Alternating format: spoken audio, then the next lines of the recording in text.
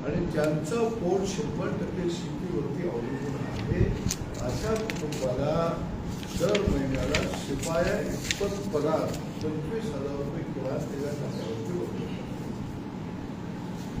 आता काही लोकांना वाटेल की शेतकऱ्याला 25,000 रुपये का वर्ग करायचे.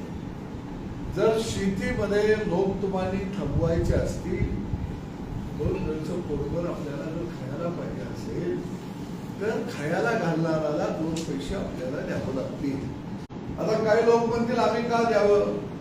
आता चमच्यानं जर अन्न टोचून खायला तुम्हाला चांगलं लागतं या, तर ज्याला टोचलं जातं या त्याची भरपाई आपल्याला थोडीशी करावी लागेल. आपल्या माध्यमातून मी कृषी विभागाच्या आयुक्तांना सांगतो की एका बाजूला शेतकरी आत्महत्या करत आहे, त्याला शेतीमध्ये कमी खर्च येईल आणि अधिक उत्पादन येईल अशात तो जातीचा पेरा करेल, अशात मनांचा पेरा करेल. तुम्ही नव्या जाती देणार नाही, खर्च शेतीचा मशागतीचा कमी करणार नाही आणि वर तुम्ही पथकं नेमणार, तर मी या कृषी विभागाच्या आयुक्तांना सांगतो आपले अधिकारी शेतकऱ्याच्या बांधावर जर इल्टी बियाणं पकडायला आले तर चापकानं फोडले जाते. कारण शेतकऱ्याच्या घरामध्ये 12 बैलाचा चाबूक अजून कुटीला अडकून ठेवलेला आहे. त्या वादीला आणि तेल लावायला लावू नका.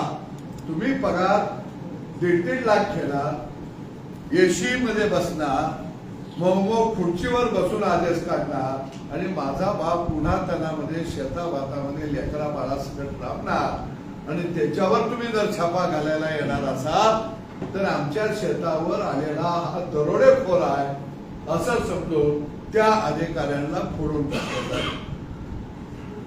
आणि मी आवाहन करतो कृषी आयुक्तांना, तुमच्यात जर हिंमत असेल तर या वर्षीच्या कापूस बियाणाला HTBTच्या पेरणीला सदाभाऊ खोत यवतमाळ जिल्ह्यामध्ये जाणार आहे. पेरणी करायला फुल्यावरती पापरीवरती हात ठेवायला आयुक्त साहेबांनी तिथं शेतकऱ्याच्या शेतावर यावं, बैलाच्या जाग्यावर आयुक्ताला झोपून हाणला जाईल आणि पेरणी केली जाईल.